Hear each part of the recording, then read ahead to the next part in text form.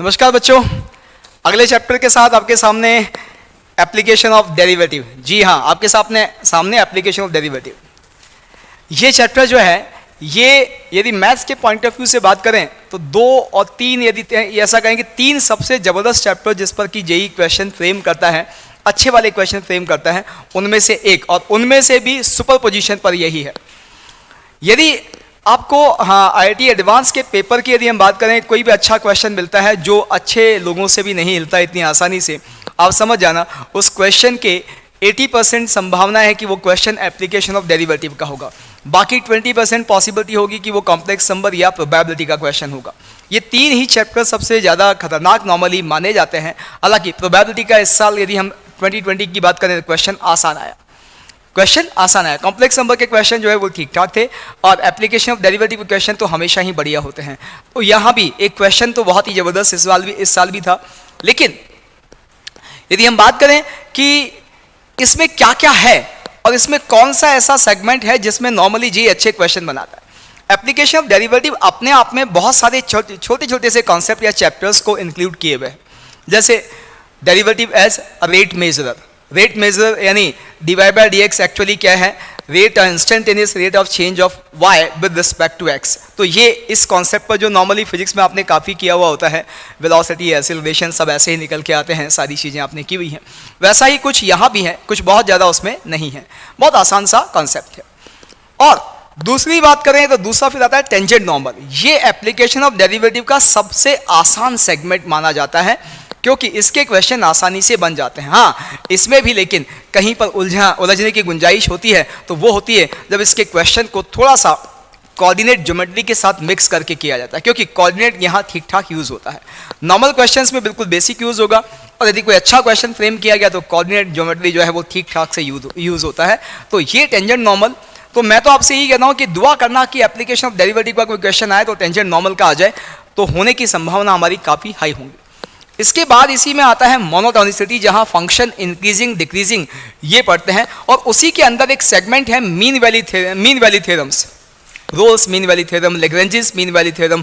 वो जो सेगमेंट है पूरा मोनोटोनिसिटी बहुत जबरदस्त है, और उसमें भी वो मीन वैली थ्योरम वाला जो कॉन्सेप्ट है वो सबसे खतरनाक है, और उसी पर क्वेश्चन जो है वो नॉर्मली बहुत बढ़िया बनते हैं। इस साल का भी जो बढ़िया क्वेश्चन मैं बोल रहा हूं वो मीन वैली थ्योरम का ही था। और इसके बाद बात करते हैं मैक्सिमा मिनिमा। वैसे मतलब अच्छा टॉपिक है, लेकिन उसमें बहुत ज़्यादा उलझाने वाले क्वेश्चंस जो हैं वो नॉर्मली नहीं मिले हैं। कभी कभी उलझाने की कोशिश की है, उलझाया तो जा सकता है वहाँ भी बहुत बढ़िया तरीके से, लेकिन फिर भी उसके क्वेश्चन नॉर्मली डिसेंट से आते हैं। जो सबसे अच्छे क्वेश्चन यहाँ पर हमें देखने को मिलते हैं वो मिलते हैं मीन वैली थ्योरम के। मैक्सिमम अच्छे क्वेश्चन एप्लीकेशन ऑफ डेरिवेटिव के यहीं से क्लिक करते हैं। तो इस चैप्टर पर विशेष ध्यान दीजिएगा, और यहाँ से मैंने पिछली क्लास में आपसे कहा भी था कि होमवर्क पेंडिंग होना शुरू हो जाता है। ये वो चैप्टर है जहां से टीचर को लगभग ये फील आना शुरू हो जाता है कि 12th अब खत्म होने वाला है, और बच्चे की वाट लगनी शुरू हो जाती है। क्यों? क्योंकि बहुत जल्दी चीजें यहां से होनी शुरू होती है। जैसे मैं आपको बताऊं, टेंजेंट नॉर्मल मैं कितना भी आराम से पढ़ाऊं 4 क्लास में बहुत आराम से खत्म हो जाएगा। थियरी कुल मिला के 1 घंटे की थियरी है, मैक्सिमम 1 घंटे की। उसके बाद लगभग 3 क्लास हम क्वेश्चन की प्रैक्टिस ही करेंगे, ज़्यादा ही कर लेंगे तो 4 ले जाएंगे, बाकी नॉर्मली 3 क्लास में बहुत आराम से हो जाता है। 4 क्लास में आपका टेंजेंट नॉर्मल हो जाएगा। 1 class derivative as rate measure मान लो, विद अप्रॉक्सीमेशन, एरर अप्रॉक्सीमेशन जो होता है वो वाला पार्ट 5 क्लास में खत्म, और एक शीट तैयार। इसके बाद फिर यदि हम बात करें तो मोनोटोनिसिटी और मैक्सिमा मिनिमा, वैसे हाँ टीचर्स अलग अलग पढ़ाते हैं, मोनोटोनिसिटी अलग पढ़ाते हैं, मैक्सिमा मिनिमा अलग पढ़ाते हैं, वहाँ दोनों की शीट भी अलग मिलती है अधिकतर जगह पर। लेकिन मैं शुरू से ही ये दोनों चैप्टर एक साथ पढ़ाता हूँ, क्योंकि आपको फील होगा अपने आप जब हम पढ़ेंगे कि यार ये अलग अलग तो है ही नहीं, वाकई ये एक ही है। जी हाँ, एक ही है, और एक ही तरह से पढ़ने से कई फायदे होते हैं कि चीज़ों को कोरिलेट करके हम देखना शुरू करते हैं, और वो वाला पार्ट भी मैं समझता हूँ कि मैक्सिमम 6 से 7 दिन में खत्म हो जाता है। यानी यदि हम बात करें तो लगभग 12 से 13 लेक्चर्स में हमारा एप्लीकेशन ऑफ डेरिवेटिव का खत्म हो जाएगा। हम बहुत ही स्लो चल लेंगे तो 15 लेक्चर हो जाएंगे। 15 दिन के अंदर एक बहुत हैफ्टी चैप्टर खत्म होता है, जिसके अच्छे खासे 3-3 शीट आपको मिलेंगी, 3-3 शीट मिलेंगी, वो आपको करनी होंगी। और उसके बाद लगभग 5 क्लास में डिफरेंशियल इक्वेशन, 4 क्लास में या 5 क्लास में एरिया, फटाफट से कैलकुलस खत्म होता है। और यहाँ से होमवर्क पेंडिंग होना शुरू होता है। फिर आता है कोऑर्डिनेट ज्योमेट्री, जहाँ कोनिक सेक्शन हम पढ़ेंगे इस साल, और कोनिक सेक्शन में फिर आप देखिए लगभग 5 लेक्चर या 6 लेक्चर में पैराबोला खत्म हो जाएगा, 5 लेक्चर में आपका 4 लेक्चर में एलिप्स खत्म हो जाएगा, 5 लेक्चर में जो है हाइपरबोला खत्म हो जाएगा, कोनिक खत्म। फिर एक 3-3 शीट तैयार 10 दिन के अंदर, 10 से 12 दिन के अंदर 3 शीट फिर तैयार। फिर इसके बाद यदि बात करें वेक्टर 3D, वेक्टर 3D दोनों मिला के यदि हम बात करें तो लगभग 12 लेक्चर के अंदर दोनों खत्म होता है, और आसान है चैप्टर, लेकिन शीट 2-2 तैयार हो जाती है। तो यहां से जैसा मैं कह रहा हूं कि होमवर्क बहुत तेजी से पेंडिंग होता है, तो थोड़ा सा बच के रहें। इस वक्त जो है हमें, अब समय भी वैसे आ गया है तो हमें काम करना शुरू कर देना चाहिए, नहीं किया है तो जितना ज़्यादा हो सके उतना आप समय टाइम जो है अपनी स्टडी को डिवोट करना शुरू कर दो। मैं ये तो नहीं कहता हूँ कि लाइफ बिल्कुल बंद करके आप इससे पढ़ना शुरू कर दो, नहीं, आप बाकी चीज़ें करते रहो, लेकिन अब तक यदि आप 3 घंटे दे रहे थे तो अब 4 घंटे 5 घंटे देना शुरू कर देना चाहिए, क्योंकि कहीं ना कहीं एग्जाम के आने तक हमें अपना बायोलॉजिकल क्लॉक भी सेट करना है, जो अभी तक एक तरह से नहीं है, तो वो भी हमें सेट करनी पड़ेगी, क्योंकि मेंटल टेम्परामेंट, जैसा मैं बार बार कहता रहा हूँ, वही तीनों सब्जेक्ट पे सबसे भारी है। तो चलिए हम शुरू करते हैं हमारा एप्लीकेशन ऑफ डेरिवेटिव वाला चैप्टर। उसमें सबसे पहले बात करेंगे, और वो बात करेंगे tangent and normal. Application of derivative में टेंजेंट एंड नॉर्मल। जैसा मैंने कहा कि लगभग 1 घंटे की थ्योरी है, तो इसको आज की क्लास में हमारा लगभग थ्योरी होगा, और थ्योरी लगभग खत्म भी हो जाएगा, उसके बाद सिर्फ क्वेश्चंस रह जाते हैं। तो चलिए, टेंजेंट नॉर्मल है क्या, वो सब आपको कुछ बताने की जरूरत नहीं, आप सब बहुत अच्छे से जानते हैं कि क्या टेंजेंट होता है, क्या नॉर्मल होता है। से ये हमारा कोई एक कर्व है y = fx, ये कोई एक कर्व है y = fx। इसके किसी पॉइंट P पर हमने ये टेंजेंट बना दी, से इसका ये कोई P पॉइंट है, और ये है x0 fx0। ये जो है यहाँ पर इस पॉइंट से कर्व को टच करते हुए जो लाइन निकलेगी वो क्या होगा, टेंजेंट होगा। और फिर आपको ये भी पता है इस टेंजेंट के परपेंडिकुलर जो लाइन होगा वो एक्चुअली क्या होगा, नॉर्मल होगा। So this is normal at the point x0 fx0, and this is tangent at the point x0 fx0। आप सबको बहुत अच्छे से पता है कि एक्चुअली यदि इस टेंजेंट का पॉजिटिव x एक्सिस के साथ एंगल ऑफ इंक्लिनेशन थीटा है, तो फिर इसका स्लोप m जो है वो tan थीटा होता है, और ये आप सब बहुत अच्छे से जानते हैं कि dy/dx होगा एट x0, ठीक है, या इसे हम f' भी बोल देंगे, एक ही बात है। यानी हमारे पास टेंजेंट का स्लोप आ गया है, और टेंजेंट का स्लोप आ गया है, पॉइंट हमारे पास है, तो पॉइंट स्लोप फॉर्म आप सबको लाइन की पता होगी। थोड़ा सा बेसिक कोऑर्डिनेट ज्योमेट्री आपको पता होना चाहिए, नहीं है तो आप एक से 2 दिन लगाएं और रिवाइज करें, एक दिन आप पूरी तरह से मैथ्स को दें और रिवाइज करें टेंजेंट नॉर्मल के लिए बेसिक ज्योमेट्री, वो क्योंकि यहाँ काम की है। और जैसा मैंने कहा अच्छे क्वेश्चन में तो ज्योमेट्री ही यूज हो रही होगी, तो वो सब चीज़ें हमें पता होंगी तो ही हम काम कर पाएंगे। हालांकि ज्योमेट्री में कोई कॉम्प्लिकेसी यूज नहीं होती है, बेसिक चीज़ें ही यूज होती है, लेकिन यूज होती हैं। तो यहाँ पर हमें स्लोप पता है, हमें पॉइंट पता है, तो हम टेंजेंट का इक्वेशन लिख सकते हैं।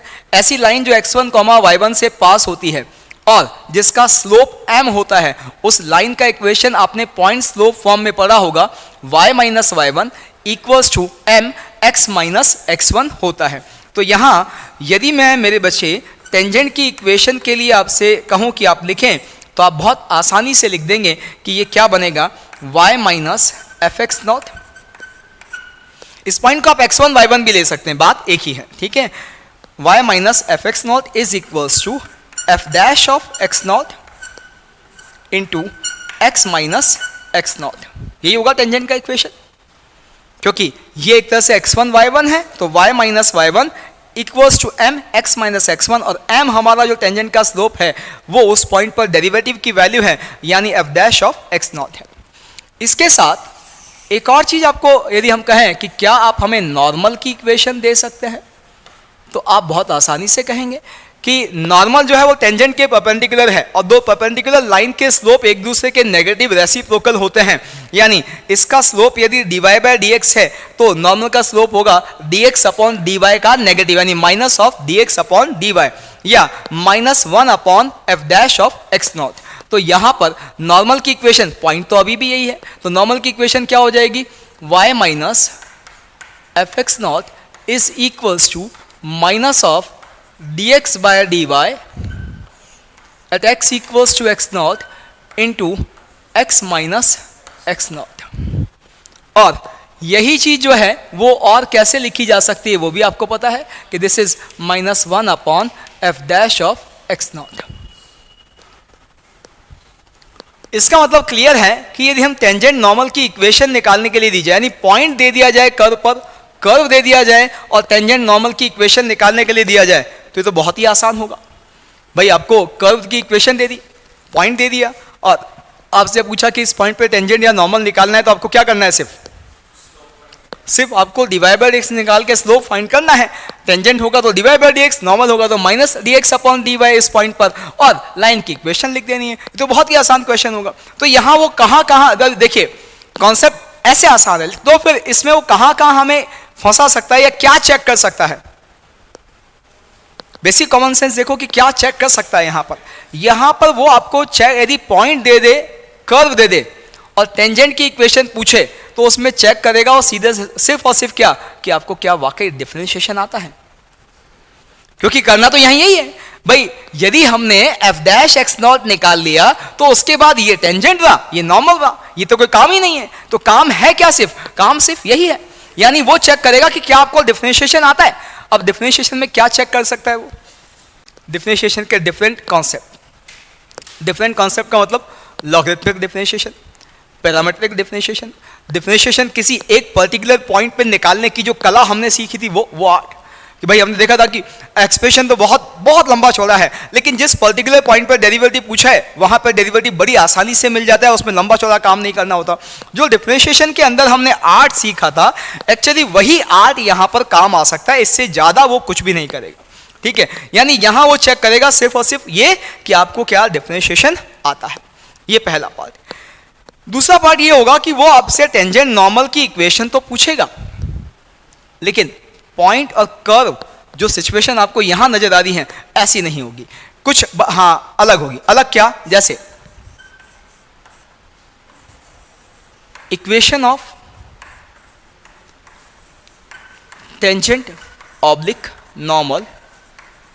अच्छा आप एक बार बताओ, अभी तक जो आपको ये समझ में आया उसमें यहां क्या समझ में आया कि टेंजेंट की इक्वेशन निकालने का मतलब क्या क्या चाहिए हमें, एक पॉइंट चाहिए और एक स्लोप चाहिए, पॉइंट चाहिए और स्लोप चाहिए। यही तो हमने कोऑर्डिनेट ज्योमेट्री जब पढ़ी थी, स्ट्रेट लाइन पढ़ा था, तब भी आपको यही समझाया था कि देखो किसी भी स्ट्रेट लाइन की इक्वेशन निकालने के लिए दो ही डाटा चाहिए होता है, एक तो चाहिए होता है पॉइंट जिससे कि वो लाइन पास हो रही है, और एक चाहिए होता है लाइन का स्लोप।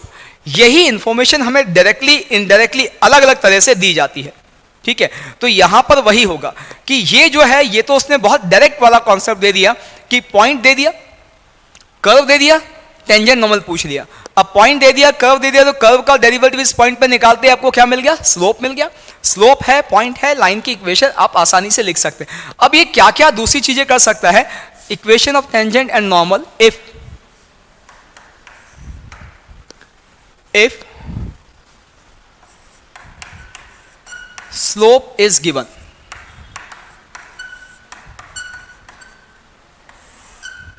slope is given।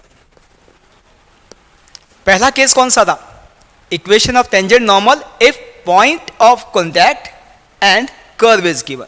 ठीक, ये वाला केस है जब आपको स्लोप दिया होगा और कर्व दिया होगा, स्लोप दिया होगा, कर्व दिया होगा, कर्व तो हमेशा देगा ही देगा वो, and y equals to f x. Curve तो वो हर केस में देगा ही देगा, जब तक कर्व ही नहीं देगा तब तक तो हम टेंजेंट की बात ही नहीं कर सकते उस पे।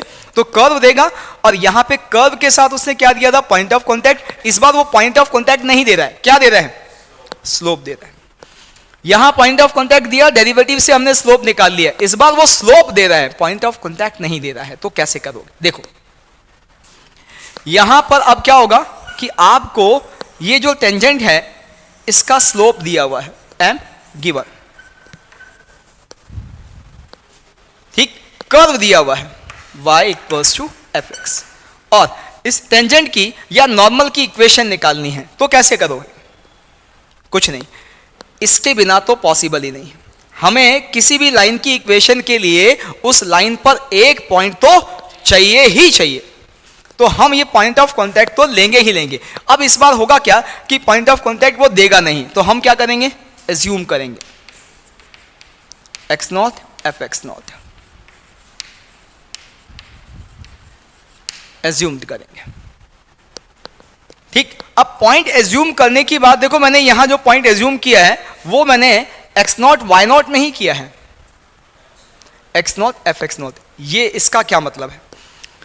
हाँ, एक ही वेरिएबल होगा कि यदि आप x1 y1 या अल्फा बीटा या x not y not assume करोगे तो दो वेरिएबल हैं, आपको दो वेरिएबल सॉल्व के लिए दो इक्वेशन बनानी पड़ेंगे और दो इक्वेशन सॉल्व करनी पड़ेंगी। कौन कौन सी दो इक्वेशन बनेगी? पहली इक्वेशन तो ये कि वो जो पॉइंट आपने x not y not assume किया है वो इस कर्व पे लाई करता है, तो इस कर्व की इक्वेशन को सेटिस्फाई करेगा। इस कर्व पे लाई करता है तो इसकी इक्वेशन को सेटिस्फाई करेगा।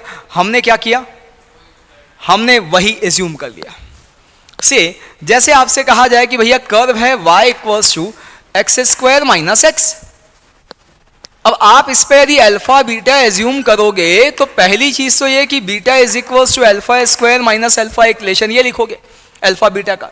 दूसरा रिलेशन कुछ और लिखेंगे, वो अभी हम यहाँ लिखेंगे। दूसरा रिलेशन क्या लिखेंगे? अब मैं क्या कह रहा हूं कि यार यहां ये पॉइंट एज्यूम करके यदि कर्व में सेटिस्फाई ही कराना है तो क्यों ना इस पॉइंट को ये एज्यूम करने की जगह सीधा हम alpha comma alpha square minus alpha ही एज्यूम कर लें।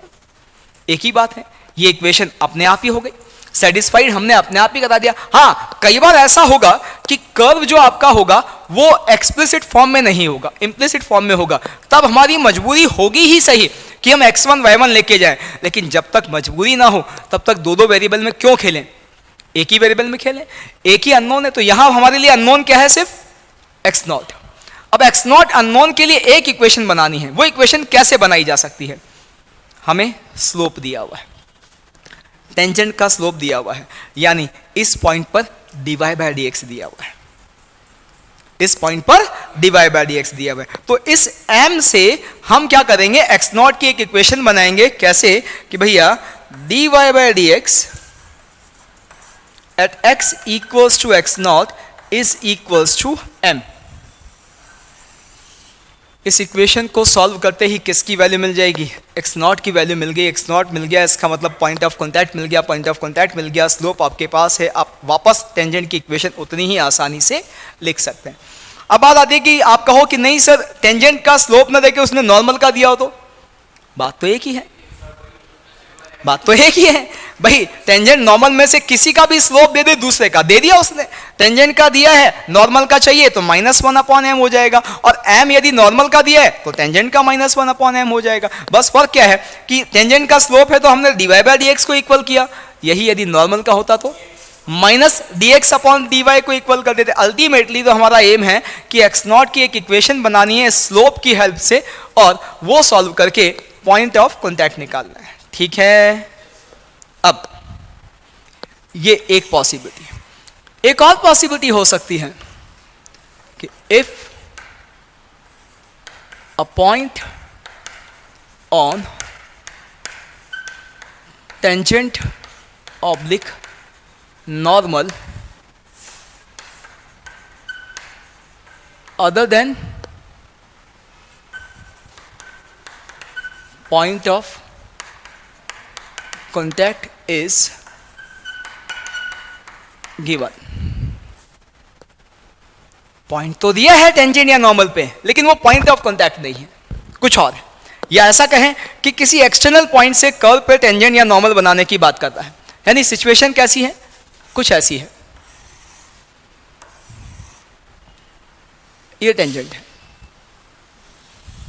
से उसने यहां पर एक पॉइंट ए आपको दे दिया x1, y1। इस बार पॉइंट दिया है, यानी इस एक्सटर्नल पॉइंट से कर्व की टेंजेंट पूछ रहा है वो कि वो बनानी है, तो क्या करेंगे? देखिए, तब हम क्या करेंगे? कुछ नहीं, हमारा एम तो यही है कि हमें दो चीजें चाहिए, स्लोप चाहिए, पॉइंट चाहिए। तो अब हमें स्लोप चाहिए, पॉइंट तो दे दिया उसने, यहां पे उसने स्लोप दे दिया था, पॉइंट चाहिए था, हमने पॉइंट ऑफ कांटेक्ट निकाल लिया। अब यहां उसने पॉइंट तो दे दिया लाइन पर एक, लेकिन स्लोप नहीं दिया है, तो क्या करेंगे? कर्व दिया है उसने, कर्व आपको दिया हुआ है कि y equals to f x दिया हुआ है। तो देखिए यहां पर फिर जो है हम इस पॉइंट ऑफ कांटेक्ट P को एज्यूम करेंगे x not F x not, इसको वापस एज्यूम करेंगे। अब इसको एज्यूम करेंगे तो अननोन क्या? x not. इक्वेशन बनानी पड़ेगी नहीं बनानी पड़ेगी? भाई हमने दो अननोन में काम नहीं किया है, ये मैं समझा चुका हूं कि मैं अल्फा बीटा नहीं लूंगा, मैं x not F x not लूंगा। जब अल्फा बीटा लेंगे तब हम दो इक्वेशन बनाएंगे, एक तो जैसे ये बनाई थी, एक क्या बनाएंगे? कर्व से सेटिस्फाई करा के। अब कर्व से सेटिस्फाई करा के हम इनिशियली ही ले रहे हैं, ठीक। यहां पर भी मैंने भाई एक अननोन है x नॉट, अब एक इक्वेशन बनानी है, कैसे बनाएंगे? हाँ, अब स्लोप जो है वो दो तरह से लिखा जा सकता है इस लाइन का। हमारे पास यदि किसी लाइन पर दो पॉइंट होते हैं तो हमें पता है कि उसका स्लोप होता है y2 minus y1 upon x2 minus x1। तो दो पॉइंट हमारे पास हैं, दो पॉइंट हमारे पास हैं। अब हमें यहां पर ये पॉइंट भी हम एज्यूम कर चुके हैं, तो टेंजेंट है तो इस पॉइंट पर dy बाय dx भी स्लोप ही देगा। तो स्लोप दो तरह से मिलेगा, कैसे? एक तो dy by dx at x equals to x naught will be equals to y1 minus fx naught upon x1 minus x naught। ठीक है, ये आ जाएगा। अब एक इक्वेशन आ गई आपके पास, किसमें? x नॉट में। सॉल्व करके x नॉट की वैल्यू आ जाएगी। x नॉट आ गया तो आपके पास लाइन पर दो पॉइंट हैं, आप लाइन की इक्वेशन लिख सकते हैं। स्लोप भी आपके पास आ जाएगा यहां से, आप चाहो तो 2 पॉइंट फॉर्म में लिखो, चाहे तो आप, हाँ भाई एक्चुअली हमें स्लोप चाहिए, तो स्लोप तो मिल गया वैसे ही, y2 minus y1 upon x2 minus x1 y गया, ये स्लोप ही है, ये निकाल लिया हमने वैल्यू। और इसके साथ साथ आपके पास पॉइंट है तो आप टेंजेंट की इक्वेशन, नॉर्मल की इक्वेशन ऐसे लिख सकते हैं। यहीं पे यदि मुझे नॉर्मल के लिए बात करनी होगी तो क्या होगा? यदि यही पॉइंट नॉर्मल पे दिया होगा तो कुछ नहीं, माइनस dx अपॉन dy हो जाएगा। टेंजेंट के केस में dy बाय dx, नॉर्मल के केस में माइनस dx अपॉन dy, बाकी सारी चीजें वही होगी। अब देखिए यहां पर जैसे इस वाले केस में आपको स्लोप दिया हुआ है, आप कर क्या रहे हो कि एक पॉइंट आपने कर्व पे एज्यूम किया, यहां dy बाय dx के इक्वल किया, तो क्या इसकी वैल्यू यूनिक आएगी? इसकी वैल्यू यूनिक आएगी? नहीं, इसकी वैल्यू एक से ज्यादा भी, x नॉट जो है एक से ज्यादा पॉइंट भी आ सकते हैं। अरे एक ही कर्व पे ऐसे दो तीन पॉइंट तो हो ही सकते हैं जहां टेंजेंट सेम स्लोप की हो ही सकते हैं ना। मैं sin x की बात करूं, y equals to sin x, तो मुझे पता है x is equals to pi by 2 पर भी टेंजेंट x एक्सिस के parallel, x is equals to 3 pi by 2 पर भी टेंजेंट x एक्सिस के पैरेलल। तो इसका मतलब पॉइंट दोनों मिलने चाहिए। तो यहां पर जब हम स्लोप दिया हुआ होगा तो इसका मतलब क्लियर है कि भैया ये सब करने से जरूरी नहीं है कि ये एक यूनिक पॉइंट आए, एक से ज्यादा भी आ सकते हैं। इसका मतलब एक से ज्यादा टेंजेंट या नॉर्मल भी बन सकते हैं। फिर एक्सटर्नल पॉइंट से हम टेंजेंट बना रहे हैं, तो आपको पता है एक्सटर्नल पॉइंट से जरूरी थोड़ी है कर्व पे एक ही टेंजेंट बने। सर्कल पे तो आपको पता है सर्कल पे दो टेंजेंट बनती है, एक्सटर्नल पॉइंट से बनती है नहीं बनती? तो यहां भी तो एक्सटर्नल पॉइंट से जो है आप इस कर्व पर हो सकता है एक से ज्यादा टेंजेंट बने, यानी हो सकता है x नॉट की एक से ज्यादा वैल्यू आए। दो भी आ सकती हैं, तीन भी आ सकती हैं, कुछ भी हो सकता है, तो आपको पता है एक ही पॉइंट से तीन टेंजेंट भी बन सकती है किसी कर्व पे, ऐसा तो कुछ है ही नहीं, बाउंडेशन तो है ही नहीं, वो कर्व की नेचर पर डिपेंड करता है। यानी यहां सब जगह x नॉट की एक यूनिक वैल्यू आए ऐसा जरूरी नहीं है, एक से ज्यादा भी आ सकता है। अब इन सब में ये जो सेकंड वाला पार्ट है जहां टेंजेंट या नॉर्मल का स्लोप दिया हुआ है, अब स्लोप देते वक्त वो कई चीजें कर सकता है। स्लोप देने का तरीका ऐसा 90% केस में नहीं होगा कि वो आपको स्लोप एग्जैक्टली थमा देगा।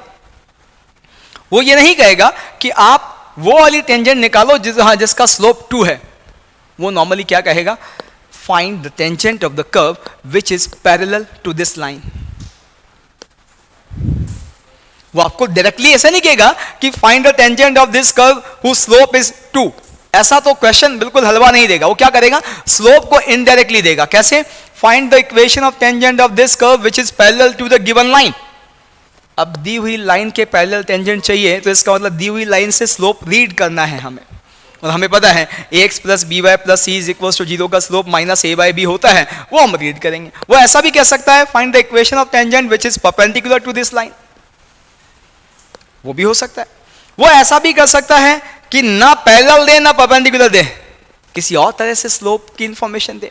जैसे इस बार के जेई के क्वेश्चन में भी एक, हाँ कल पेपर में भी एक क्वेश्चन था जहां उसने स्लोप दिया था ऐसे ही, this tangent is make equal intercept with coordinate axis, tangent line makes equal intercept with coordinate axis. ये सब तरीके हैं स्लोप देने के। आप मुझे बता सकते हो कि ऐसी लाइन जो कि दोनों एक्सिस पर इक्वल इंटरसेप्ट बना रही है उसका स्लोप कितना होगा? उसका स्लोप कितना होगा जो कि दोनों एक्सिस के साथ इक्वल इंटरसेप्ट बना रही है?